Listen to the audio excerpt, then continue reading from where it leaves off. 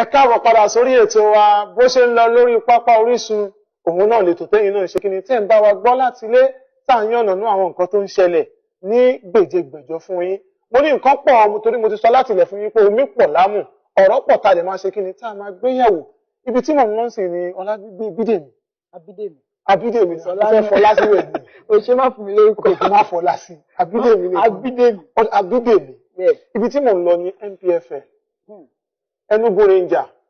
Wọ́n ti jáwé ohun mi kí n kọrin Enugu Rangers. Àmọ́ mi ò gbé lẹ́nugu. Ká ní mo gbé lẹ́nugu màá fún àwọn fans. Abọ́ládúpọ̀ wọ̀ gbé bẹ́ẹ̀ ni. Mi ò gbé lẹ́nugu náà.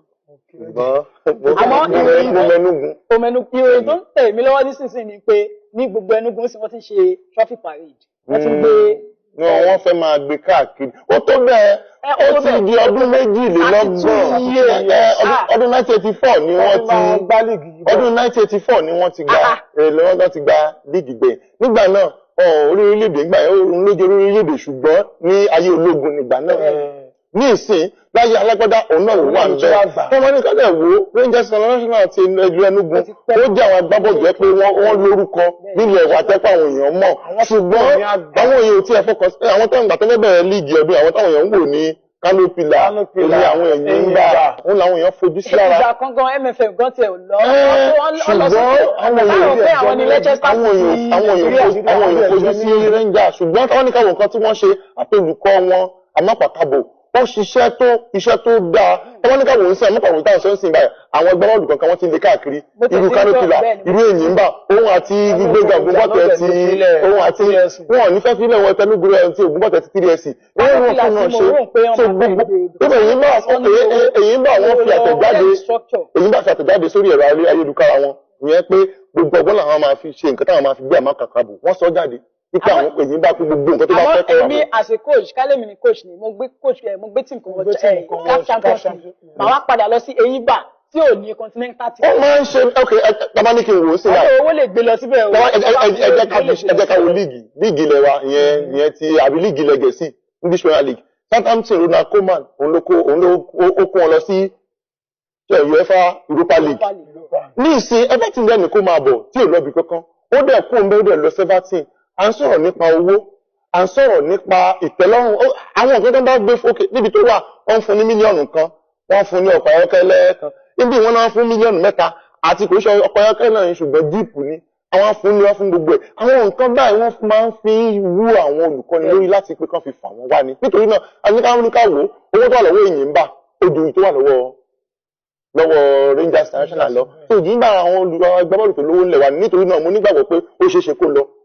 Ó ṣeéṣe kó lọ bẹ́ẹ̀ bí mi ṣe ń wò mí ò lérò wípé ó máa lọ torí wípé àwọn Enugu Rangers fúnra wọn àwọn náà ti ṣe àwọn ètò tó ṣe wípé ó tún lọ́rìn fún àwọn ẹgbẹ́ agbábọ́ọ̀lù àti kóòsì. Bẹ́ẹ̀ nítorí ẹni tó gbà nǹkan fún wọn àwọn náà fẹ́ wò pé gbogbo ọgbọ́n káwọn ṣe nǹkan náà fún wọn ní ká wò ó kàn ṣe pé wọ́n owó nìkan tó máa ń fún ohun olùkọ́ni ló máa ń wó wọn lójú olùkọ́ni kò ń ṣe pé owó nìkan á bẹ̀rẹ̀ àwọn olùdarí ẹgbẹ́ bọ́ọ̀lù pé ẹjọ́ àwọn olè fẹ́ rà tí ó bá rí ní iṣẹ́ tó bá fẹ́ fi ṣiṣẹ́ tó bá kàn gbogbo iṣẹ́ ò ní yọ. Olùkọ́ni àwọn club. Àwọn alákòóso ló máa béèrè pé ẹjọ́ kí lẹ fẹ́ ṣe ẹni báyìí mo fẹ́ ẹni báyìí mo fẹ́ ní wọ́n ní iṣẹ́ láti ṣe bẹ́ẹ̀ ni. Láti sọ pé player báyìí la fẹ́ ní club wa àmọ́ coach òun ló fẹ́ lu àwọn player yẹn òun ló máa sọ pé èèyàn báyìí ni mo fẹ́ ní club yẹn. Bẹ́ẹ̀ ni.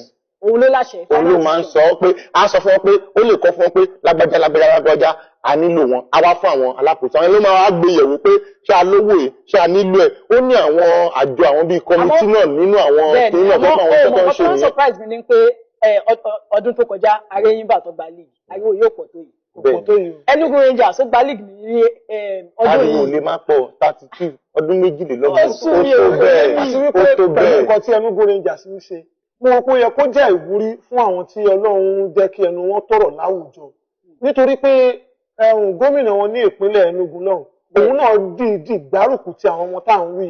Bẹ́ẹ̀ni. ó ní wípé tó bá di ọjọ́ sátọ̀dé o wọ́n gbọ́dọ̀ wá kọ́tù káàkiri gbogbo kò ń ṣe yẹn ìlú Enugu kò ń ṣe ìrìnkẹ́ ló ṣe. jọmọ final match wọn ọmọ tó kán lẹ́sẹ̀ tó kán tó nínú during the match wọ́n sọ pé ọmọ agbélọ́mọ travel out of Nigeria wọ́n lọ bá treat ẹ̀. Kékeré tẹ̀tú nìyẹn. So it's ìfẹsẹ̀wọnsẹ̀ 5 tí wọ́n gbá gbẹ̀yìn ìyẹn máàcì ìfẹsẹ̀wọnsẹ̀ 5 kan gbá gbẹ̀yìn gómìnà wọn sọ pé wọ́n máa ti ń borí kọ̀ọ̀kan mílíọ̀nù mẹ́ta gbogbo fẹsẹ̀ sọ̀tọ̀ àti ta lókè ta ìyẹn ìwé àti tinúlé mílíọ̀nù mẹ́ta ó dẹ̀ ń fún wọn àwọn ìpè mẹ́ta ni wọ́n borí léra gbogbo ẹ̀ mílíọ̀nù mẹ́ta ló ń fún wọn àwọn eléyìí ìwúrí tó ni ó dẹ̀ ń yọjú sí wọn lóòrèkóòrè ó ló máa ń wò wọ́n pé báwo lẹ ṣe ń ṣe kí lẹ fẹ́ nǹkan tó kóríyá àti ìwúrí tó ṣe fún wọn ó pọ̀ ju pé ká má lè ṣe lọ gbogbo nǹkan ló fi tẹ́ wọn lọ́rùn nítorí náà wọ́n dẹ̀ ní olùkọ́ni tó dáa àwọn agbábọ́ọ̀lù náà wọ́n dẹ̀ ní ẹni tó ní ìfọkàn gba tó ń fara gbá pé afẹ́ṣe kínní òṣìṣẹ́ tó dà bẹ́ẹ̀ téèyàn máa gbowó kó máa gbàgbé ṣùgbọ́n àwọn tó ní ọkàn tó ń ṣe pé nǹkan tá a fẹ́ lélẹ̀ wọ́n ní alágídí pé a sọ pé ó bá lù mí pa èyí ní fiẹ́lẹ̀ bó bá ó lù mí pa ni irú àwọn yẹn irú bọ́rọ̀ wọn ṣe jẹ́ nìyẹn wọ́n tẹra mọ́ wọ́n dẹ̀ ṣe dáadáa òun ló fà tí wọ́n fi